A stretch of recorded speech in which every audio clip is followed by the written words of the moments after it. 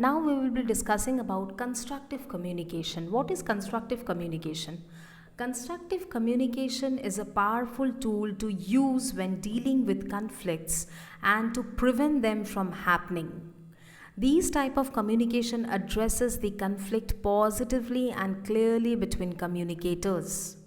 It builds the understanding and provides sufficient detail for full awareness and provides clear information.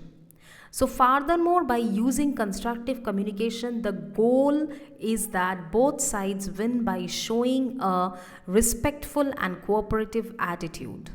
Using constructive communication leaves room for others to share their side and be hard to work together and foster understanding.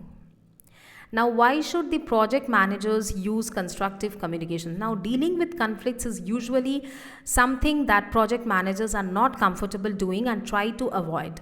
However, people want constructive criticism from their project managers to evolve in their profession. Additionally, most people want to do their best and become better in their careers.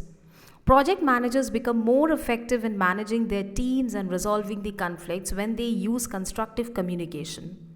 When communication is destructive, people often become very defensive because they feel threatened, resulting in less productive communication. Project managers can significantly impact their co-workers by communicating and resolving conflicts with them in a constructive way. They can assist them in professional growth and enhance their performance.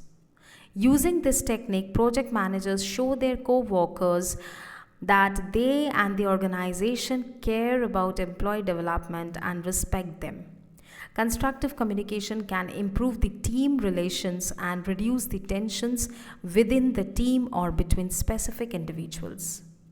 Open minded project managers tend to find it easier to use constructive communications, particularly if they can put their self esteem aside and consider another's point of view. So, while project managers that are not as open minded might find it difficult to adopt this technique, all project managers can and should learn to use constructive communication. The ability to use this communication tool is very essential to be a successful and respected project manager. Now, models of constructive communication. What are the models of constructive communications? There are different ways to approach constructive communication. So, let us discuss the models. First comes the centered communication. This model of constructive communication is standard in the healthcare profession. Doctors use this technique to approach to their clients. When using centered communication, project managers put aside their plan and approach the other person on the same level as he or her. What the other person says is equally important as the project manager's need. Being open minded is vital for this type of communication to work. Respect builds up when the project manager is open minded and trust is increased. I statements are an excellent way of structuring the conversation and share information. Next comes clean communication. So, when using clean communication, project managers should avoid harsh and judgmental messages. In addition, you statements should be avoided and they tend to be overwhelming and are not constructive. Furthermore, project managers should keep the conversation on a positive note and be mindful of their body language. Next comes compassionate listening. So, when project managers use compassionate listening, they emphasize understanding and finding compassion for the other person. The conversation should be a safe space for everyone to express their feelings.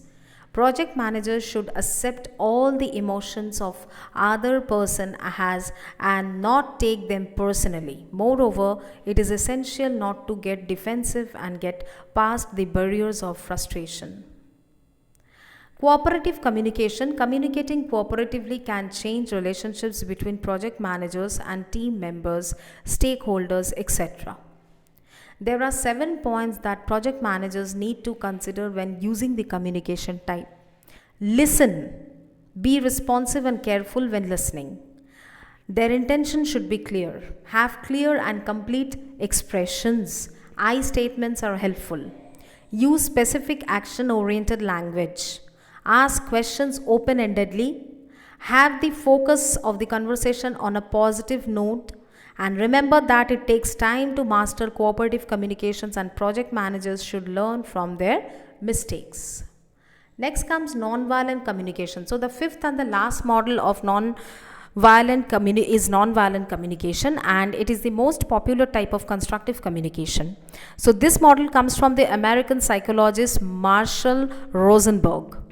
Non-violent communication uses requests instead of demands to avoid the destructive communication.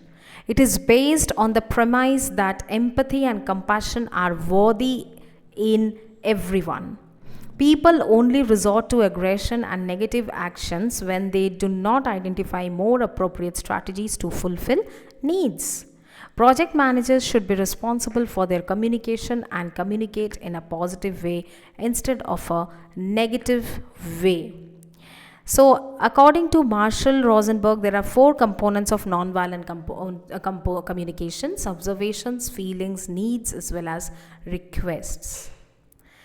Now, how to give constructive communication? So, when project managers have to deal with conflicts, preparing in advance is an essential success factor, such as looking at all aspects of the problem and deciding what results are desirable. So, below are how it is prepared. Like, prepare mentally. So, being mentally prepared can benefit the conversation, and playing the conversation in the head beforehand is a good trick. Furthermore, project managers should list down questions that can help resolve the conflict. However, these questions have to be said constructively. Preparing conflict conversations can make it easier to be present in the conversation. Being present helps to receive the ideas coming from other person and remain calm. Prepare all documents. It is crucial to gather all the relevant informations needed to resolve the conflict. Having all the facts straight up can help lead the conversation in the right way. And find an appropriate area. So conflict conversations should take place in a private room. It should be a safe place for everyone to express their feelings. Now, what are the methods of this constructive communication? First is timing. So timing is like, select a good time to do your communication. An example of a bad timing is like, children is demanding something just when their parents have come back from work. Next is asking questions. So people seldom say what they really mean the first time. Collecting more information helps the speaker feel like you are listening and trying to understand. Why do you think that Mr. Jones doesn't like you? What did Mr. Jones say to you? Where were you when your friends left you? Next comes the concept of clarifying. So clarity involves meaning what you say and then saying what you mean. Many people only hint at what they want to say. This can cause problems in interpretations. Sarcasm is an example of the ways people used to say one thing but mean something different. So this only confuses the person with whom you are communicating. So that's why, for example, I hope you had a great time at the movie last night with all your other friends, is not the best way to state your feelings. A better way to communicate your true meaning would be to say, I felt badly last night when I heard you invited everyone but me to go to the movie. So this way, there is no second guessing what the message actually means. Next comes like reflective listening. So reflection or reflecting is when the listener mirrors back the thoughts or feelings the speaker is experiencing. When the listener accurately reflects the speaker's thoughts or feelings, the speaker then knows he or she is being understood. Are you saying that you want to quit your job? You seem to be feeling angry about that. So, if the listener is wrong in his or her interpretations of the statement, the speaker can restate or explain his or her feelings in a different way. Next is respect. So, respect and consideration comes together. One sure way of ending good communication is by being critical or judgmental. Everyone wants to be shown respect. So, no one wants to be made to feel foolish or put down. It is important to respect the other person's point of view even if it is different from yours. Sometimes we do not understand why the person feels the emotion they feel. So, in these cases, it is important to allow the person to express his or her emotions even when you do not agree or understand. And then comes like active listening. So, we know that listening is very important. We need to listen to the person who is saying something. So, listening encourages the person to tell something, and it also gives the clear meaning of the message that they want to tell.